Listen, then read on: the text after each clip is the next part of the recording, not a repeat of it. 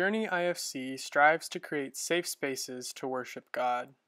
Know that you are welcome just as you are, regardless of religious background or lack thereof, skin color, political affiliation, sexuality, age, culture, or any other label you own or society throws on you.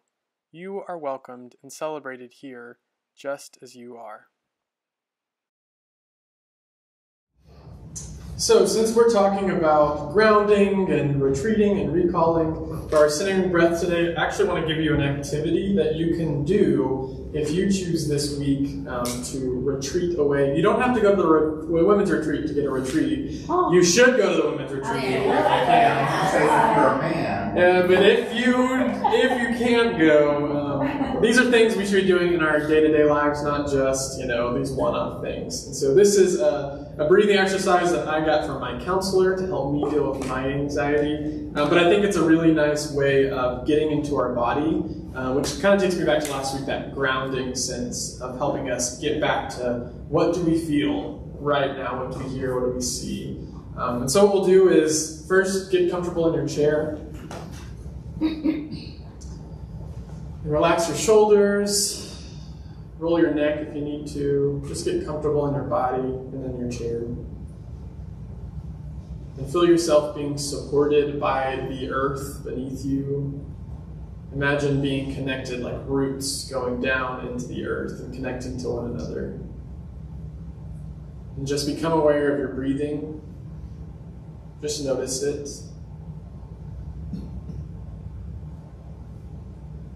Be intentional with your breath as you breathe in and out.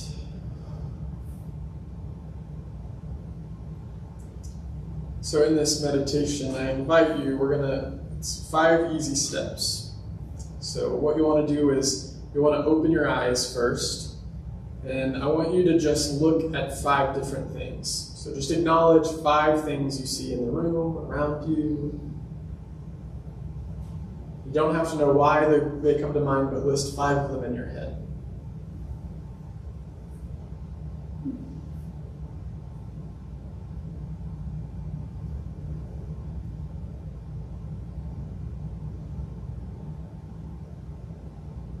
Take a deep breath in and out. You can close your eyes now if that feels okay. And I invite you to listen. And you're going to listen for 4 things that you can hear around you.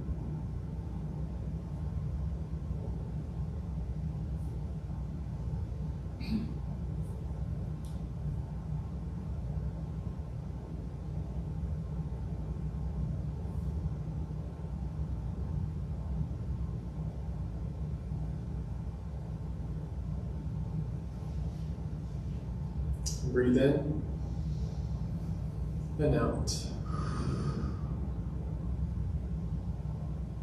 Now you're invited to feel. What are 3 things that you feel in your body? It could be how your shirt feels on your neck, how the seat feels, how the temperature feels in the room. Just 3 things.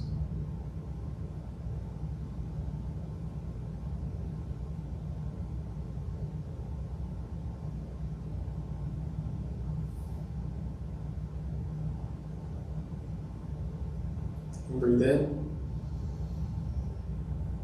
and out. And now I invite you to smell. What are 2 things you smell? And if you struggle to smell anything except for just the journey air, what are some things you can think about smelling? Maybe cookies or coffee. Just 2 things you smell.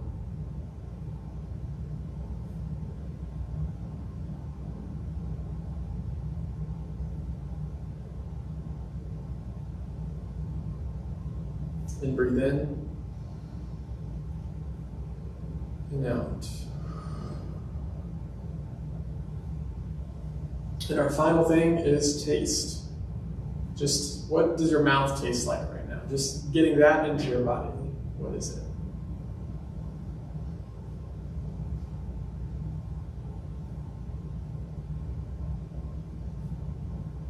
And breathe in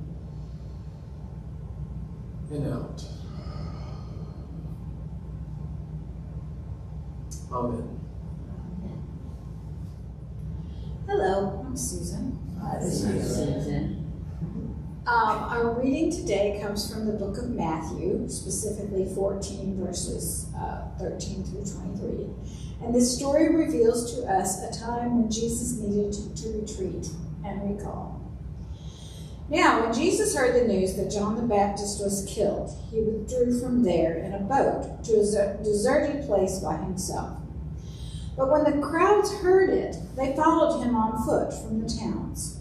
When he went ashore, he saw a great crowd, and he had compassion for them and cured their sick. When it was evening, the disciples came to him and said, "This is a deserted place, and the hour is now late. Send the crowds away so that they may go into the villages and buy food for themselves." Jesus said to them, "They need not go away. You give them something to eat." They replied, "We have nothing here but 5 loaves and 2 fish." And he said, "Bring them here to me." Then he ordered the crowds to sit down on the grass. Taking the 5 loaves and the 2 fish, he looked up to heaven and blessed, and broke the loaves and gave them to the disciples, and the disciples gave them to the crowds. And all ate and were filled, and they took up what was left over the broken pieces, 12 baskets full. And those who ate were about 5,000 men, besides women and children, because they don't count.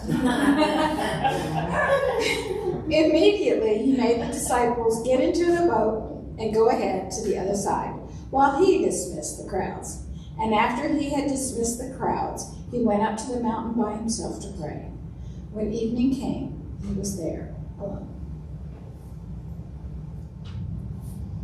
So I have to be honest, being married to a therapist is a pretty cool thing sometimes. I told Skylar I was going to talk about her a bit, and she's not here today. She's at a yoga thing, so we miss you, Skylar.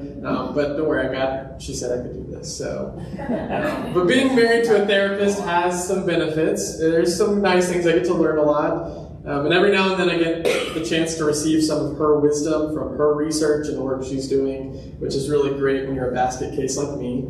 I'm not that crazy. I'm a little crazy. But oftentimes she'll suggest different books or readings or videos or things that she's come across in her studies. And they tend to help me kind of dive deeper into these stories that we talk about here, these biblical stories. And so as I was talking to Skylar this week, and I was talking about the story where I was like, Jesus is just so tired. He like just wants to be alone, but he then has to feed like over 5,000 people, and then he slips away and he wants to be alone. But that's the point when he sends them out in the water, and then he has to walk on water to his disciples to calm the storm. And so I was like, Jesus is just so tired in this, and I don't understand this story. I don't get why he's expecting to work so much. And so Skylar said, well, I have a book for you that you could probably read some of. And so I got it. It's called Burnout, The Secret of Unlocking the Stress Cycle. And it's written by doctors Emily and Amelia Nagoski. Oh. So in this book, these 2 women who are sisters, one being a sex educator, Emily, and then Amelia being a professor of music, they write specifically about burnout and how burnout affects women in our modern age. So it's why Skylar is reading this. She works with a lot of women who are experiencing burnout. But I think we can all relate to this in a sense. I don't know if y'all have heard of burnout. It's kind of something that's a trendy topic right now. People are talking about it. And burnout is this kind of complete exhaustion that many people are facing in our time that comes from being like completely depleted emotionally, physically, mentally, all of that. It's just people are hitting the end. They're like, I can't do it anymore. And it's due to a lot of things, societal pressures about work and having to produce and do more to feel worthy or whatever. But during COVID, it seems that everyone has been confronted with this, probably because work went online, our boundaries between home were not as clear. And so burnout has been a topic of interest for many people because all of us are really tired. We're exhausted right now. When we're trying to keep our jobs or our lives and our family, all of the things we're juggling, if we're trying to keep that all in the air, but we're also trying to make sure we don't get the new strain of this deadly virus, it makes sense that we're all a little tired. It makes sense that we might even be burnt out as well. The part of the Nagoski's book that Skylar pointed me to It's really interesting. They talk about this phenomenon that they call the human giver syndrome, which I feel like a lot of people here will relate to this. This is a syndrome that disproportionately affects women because women tend to be the givers in a lot of places, and this is back to the whole of women are supposed to nurture and care for and feed and clean and do all of these things. It's all patriarchy disguised as like, oh, this is just how it happens. But burnout is something we all experience, and it's this idea that we don't have to always be giving. And human giver syndrome gives us a word to say, oh, this is something that we're doing where we're giving so much of ourselves that it's actually neglecting our own needs along the way. We're giving so much, we're burning the candle at both ends, I would say, in a way that is just going to lead to us being squashed and getting upset and being negative, and it's just depleting all of our resources. And like I said, this is a problem of the patriarchy that has been created by men in power. But it's something that I think we all deal with, because I don't think it's just women who feel like they have to give of themselves all the time. I think all of us can do that from time to time, and I think we all can get a little burned out by it. And I would argue that I think Jesus may be experiencing a little bit of this in the story today. I think he is burnt out because he is suffering from this human giver syndrome. Because he's always giving, and his disciples are too. And this is at a point in Jesus' story, ministry, career, whatever you want to call it, where he is going from town to town, like place to place, more like need to need. He's just kind of following whatever the next need is. And he's serving anyone that crosses his path. He's constantly healing and preaching and traveling, sometimes disciplining, and he's on the go. Just go, go, go, and he's working to these extreme levels. And so at the beginning of our reading today, we hear the news that Jesus' cousin and his friend John the Baptizer has been killed. And Jesus, this just kind of wipes him out. I think that's kind of the final straw for him. He's just exhausted and distraught by this overwhelming news of this lost life of this person he loved. Jesus climbs into a boat alone and travels off to a deserted or a lonely place. That word could also be lonely. He goes to a lonely place by himself.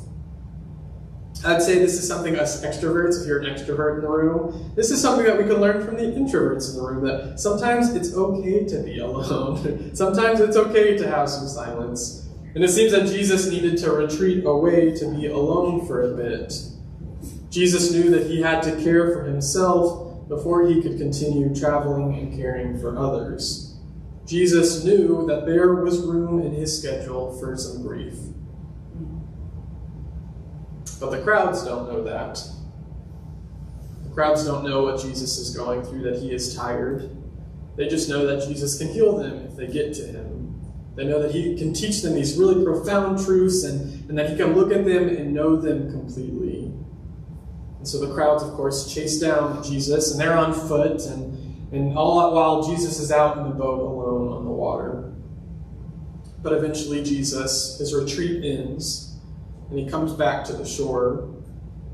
And in his own grief, he looks out and he sees this great crowd of people gathered before him who are all dealing with different griefs of their own. And it tells us that Jesus is moved to compassion, which is an interesting word, compassion in itself. The root of compassion, passion meaning suffering, and come meaning with. So suffering with. Jesus looks out at these people in his own grief, and he suffers with them.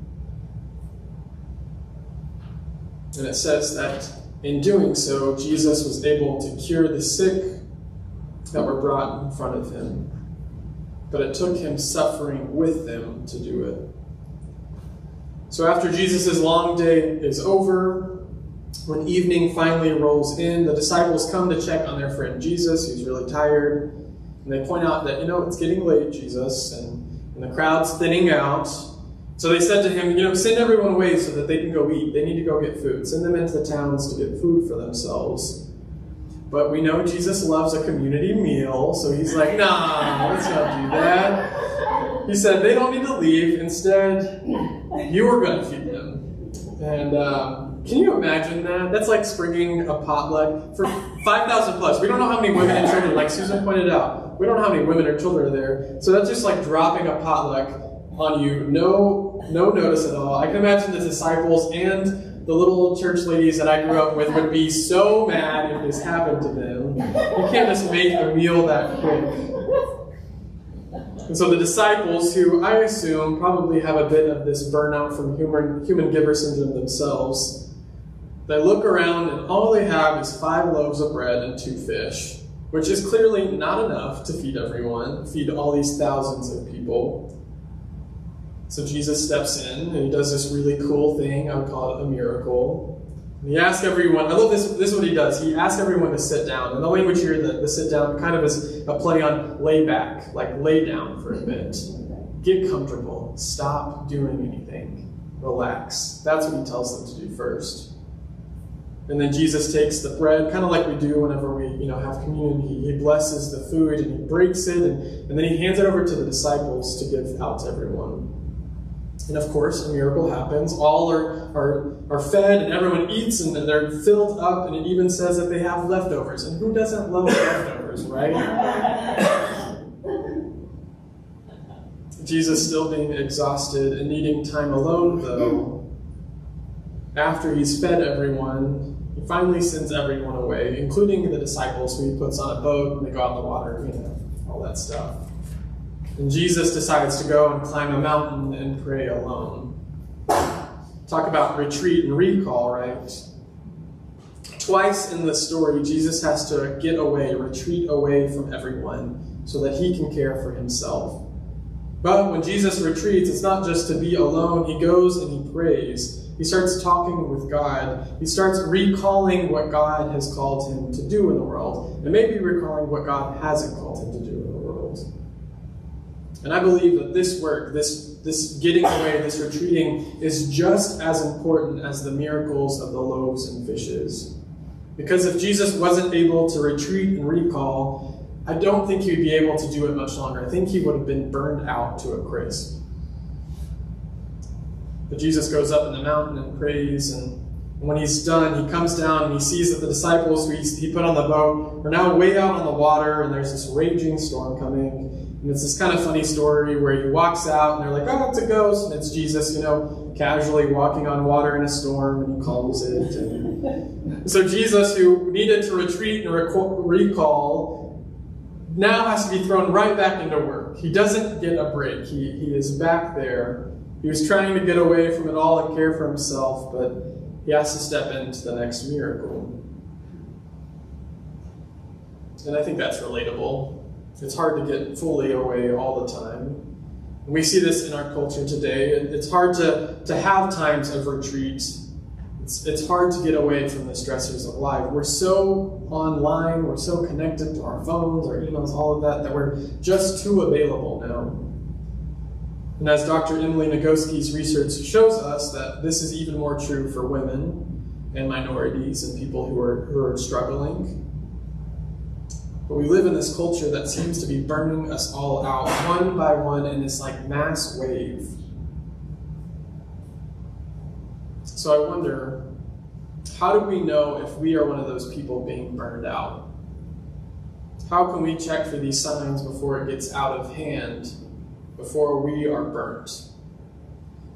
Well, again, I turn to the wisdom of my wife, Skylar, who shared with me a couple of symptoms of burnout that we can look for. So one of them, which I think is really interesting with how it fits with our story today, is compassion fatigue. So this is whenever we start to struggle to care for others. It's when we've hit our limit and we're like, I just can't do it. I can't have any more empathy. I'm just exhausted. And can you imagine if Jesus looked out at that crowd and had no empathy, no compassion, if he was too exhausted to care for the sick? He couldn't have done these miracles. So that's a sign that maybe he wasn't completely burnt out yet. Maybe he did need to get away. Another symptom of burnout is when our belief systems start to change in negative ways. When we start to see the glass is not just half empty, but as almost completely dry, then that's a time to say, oh, I need to deal with some things. I need to reorganize my life a bit. When our view of the world gets darker and more hopeless, it may be time to, I would suggest, retreat and recall.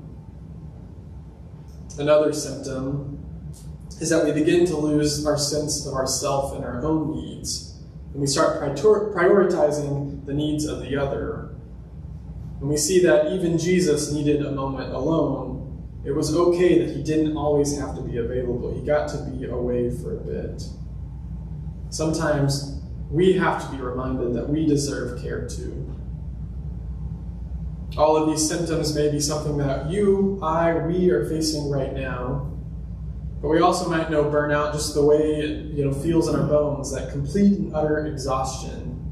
We get it. We understand it, at least to some degree, right? So what do we do to combat burnout when we start to feel these symptoms? What do we do to fix the problem? Do we follow Jesus' pattern and just go out on a boat alone for a bit? Maybe. That sounds kind of fun. It doesn't sound like a bad idea. But I think we need something more substantial than that. I think we need to weave rest and retreat into our daily lives. I think we need these small moments of getting away and recalling and checking in with ourselves throughout every day to sustain us. In the section of burnout on human giver syndrome that I talked about, the Nagoskis suggest that the best way to combat fatigue that these givers face, these human givers face, is not to get rid of givers at all. It's not to get rid of them, which might sound counterintuitive at first, right? That we don't need to get rid of them. Instead, we need more givers, which is like, well, are we just going to burn out more people? But the thing is, if we have more people who are willing to help, and Emily Nagoski says if men are more willing to help in a lot of cases, then the stress doesn't fall on a couple of people. It's spread between more. When there's more people to help out, the burden doesn't hit the same. More givers means more help and less work for the few who step up and take action.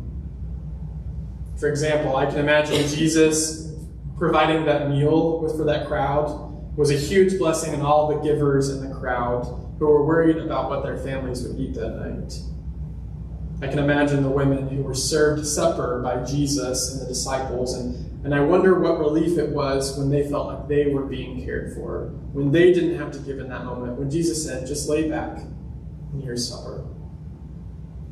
Jesus takes on the role of giver, and then he employs his disciples to do the same thing. He says, y'all be givers, go give them the food, give the crowd a break.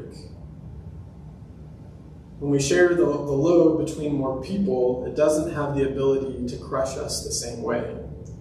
And if we take turns caring for one another, we can prevent burnout, right? Jesus needed 12 friends and many more followers to sustain himself. He also needed others so that he could take time away alone, and they could hold down the fort for a bit so that he could care for himself. And Jesus was able to do some really wonderful and miraculous stuff, right? Despite his exhaustion, despite this burnout that seems inevitable. But here's the deal. We aren't Jesus. We don't have to hold ourselves to that same expectation, because Jesus had that whole fully God thing going on for him, and his career was done in 3 years. So I think that expectation isn't going to help us. It's not a sustainable way of being in the world. We can't always be giving every bit of ourselves.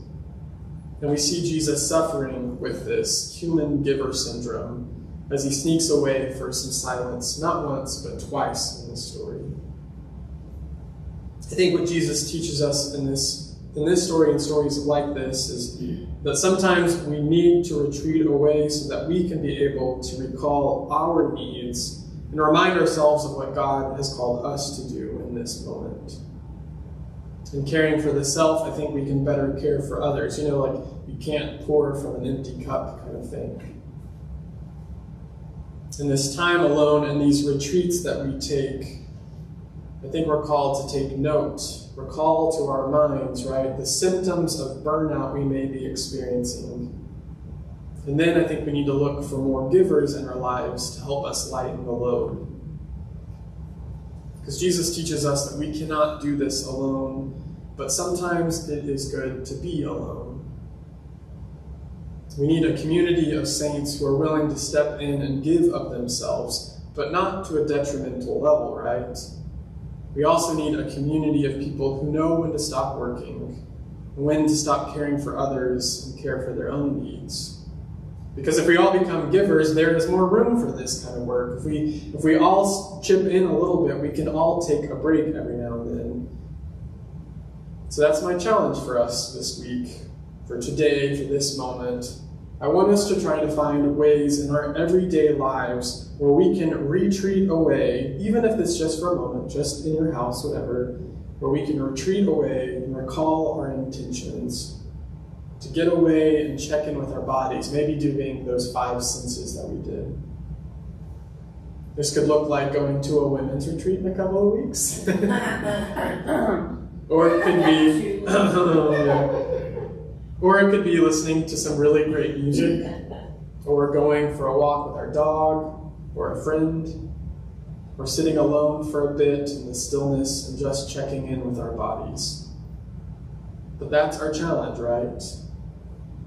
So let us learn to care for ourselves and others by retreating and recalling. Like I said, Jesus did it, so we get to too. Amen. Well, how do we find time to rest? The drive is to fight life through. Make it happen. Gotta have more. And for a lot of us, gotta give more. And fight life through. But remember this, there is a greater thing. If you have burdens, if you're weary, if you're heavy laden, there's a place you can take them and get rid of every last one of them. And when it's all said and done, realize that the dream is true.